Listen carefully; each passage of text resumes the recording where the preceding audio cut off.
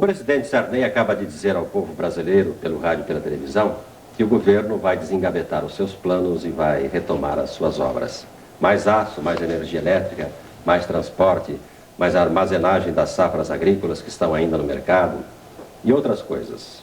Uma boa notícia. Mas o governo avisa, e essa não é uma boa notícia, que não dispõe de dinheiro suficiente para executar todos esses projetos. E o que é pior é que não vai dar para fazer essa omelete sem quebrar os ovos. Alguém ou alguma coisa vai ter de bancar esse jogo. A verdade é que o governo não tinha muita saída. O presidente Sarney disse agora à noite pela televisão que não quer construir o Brasil nem com a inflação, nem com a dívida externa. Segundo ele, esse modelo foi enterrado pelo Plano Cruzado. E aí é que entra esse negócio do empréstimo compulsório, que é uma transferência de poupança da área privada do consumidor brasileiro para os cofres do governo. Em resumo, o dinheiro vai sair do bolso do povo. É o consumidor no papel do contribuinte. E para discutir todo o esquema anunciado hoje, que não está agradando a maioria da população, aqui na poeira do sucesso do Plano Cruzado, nós vamos conversar agora em nossos estúdios aqui em Brasília, ao vivo, com os ministros que respondem pelo comando da política econômica.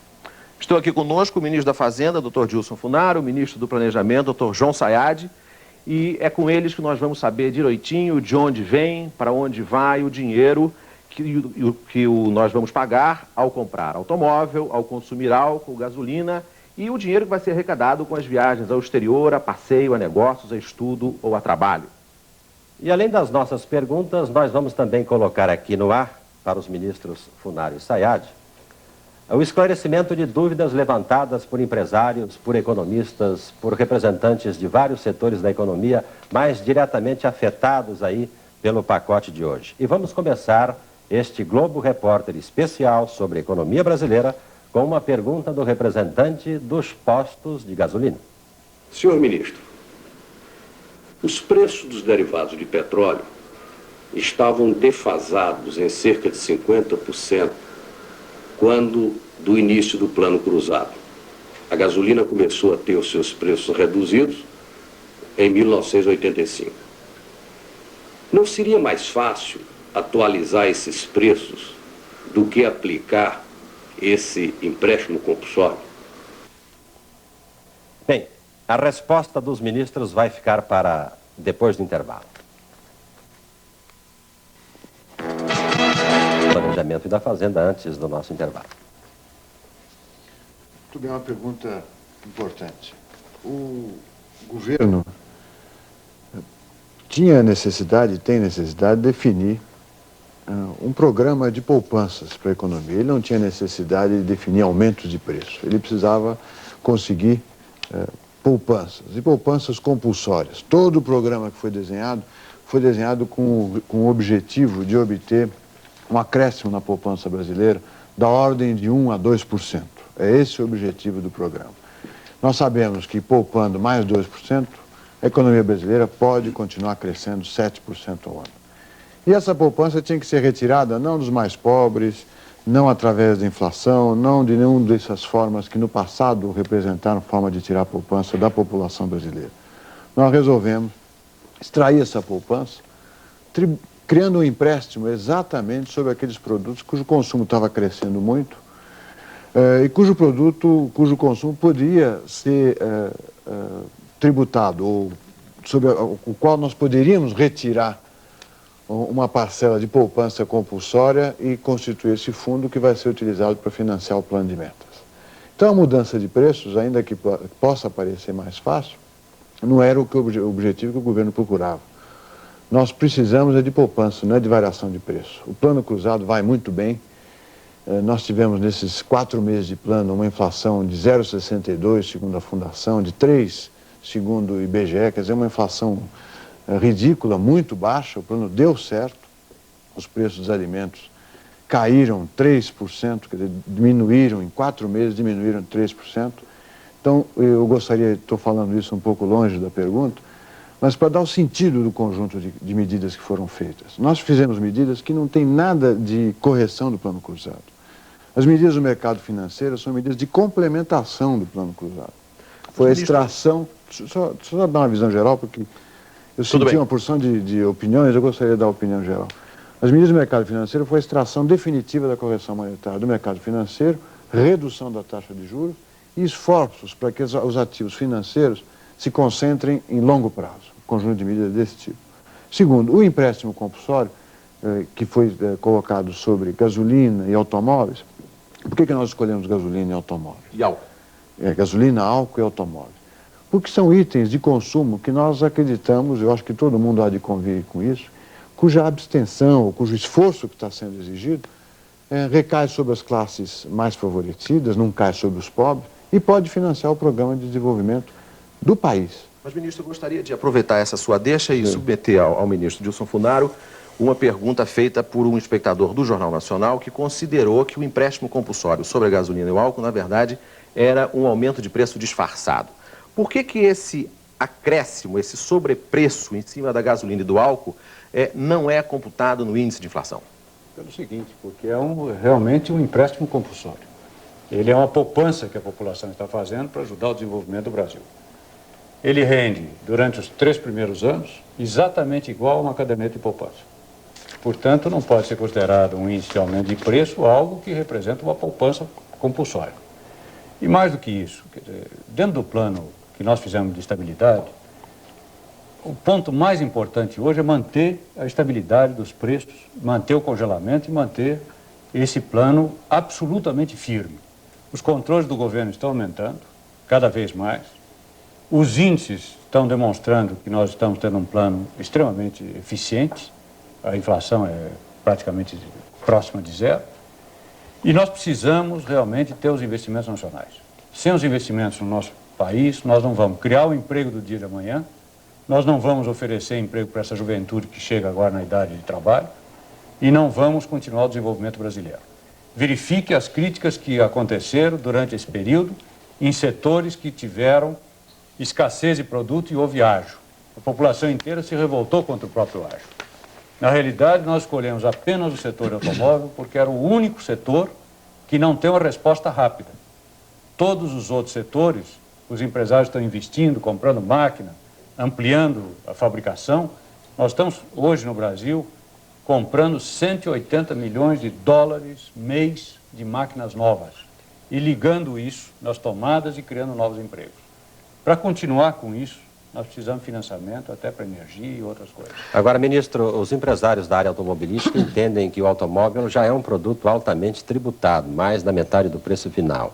E um empréstimo compulsório pode reduzir a produção e a venda de um carro tributado. Neste caso, o governo estaria cometendo uma espécie de araquiri fiscal. Ele ganharia no empréstimo e perderia na receita. Isso o governo jamais faria. Nós temos uma produção de automóvel, eu estive com o presidente de todas as fábricas, eles podem, nos próximos 2 anos, aumentar 7% de produção em relação a 1986. Em 1986, eles aumentaram 35% sobre 1985. Chegaram no limite de produção. Hoje em dia, uma produção profundamente afetada por greves. Esse mês, uma das montadoras vai fabricar apenas 50% do que ela pretendia fabricar. Então, na realidade, existem os movimentos grevistas de um lado. Existe uma capacidade de investimento do outro, que qualquer ampliação dessas fábricas vão demorar 2 anos. Na realidade, nós vamos manter essas taxas para que exista uma possibilidade da população realmente ter o seu automóvel dentro de condições que sejam razoáveis de mercado. Nós não vamos com isso criar nenhuma crise, ao contrário, nós estamos defendendo o desenvolvimento. Ministro, porque sem energia, sim, aí nós vamos ter uma crise. Eu gostaria de fazer uma pergunta ao ministro João Sayad. O fato de esse acréscimo sobre o custo do álcool e da gasolina não ser computado no índice, não é uma maneira de inibir o gatilho da escala móvel? Não, você pode interpretar dessa forma, não é. Porque ele é um empréstimo, que nem disse o ministro Funaro, ele é um empréstimo, que ele vai ser colocado num fundo, vai render exatamente o que a caderneta de poupança rende e, portanto, não é uma variação de preço. Se você empresta o dinheiro para alguém, você considera uma perda? Eu não considero, você espera receber de volta. Esse dinheiro será pago de volta ao contribuinte. Ninguém pediu para o dinheiro emprestado. É compulsório, mas qual a alternativa que tinha o governo para levantar a taxa de poupança? A dívida externa não é o caso. A inflação, de forma nenhuma. Emissão de moeda? O imposto? Não, a emissão de moeda, infelizmente, não aumenta a taxa de poupança. Por que o senhor não cogitou de aumentar o imposto de renda na fonte e segurar o consumo e arrecadar dinheiro? Ah, mas veja, esse é um ponto importante que você está citando. Nós diminuímos o imposto de renda na fonte. Em novembro do ano passado, nós diminuímos exatamente porque nós achamos que a população tem que ter mais dinheiro.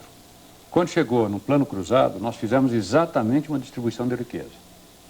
Hoje, no dia que nós anunciamos o plano cruzado, nós realmente anunciamos, inclusive, um aumento de gasolina, álcool e leite.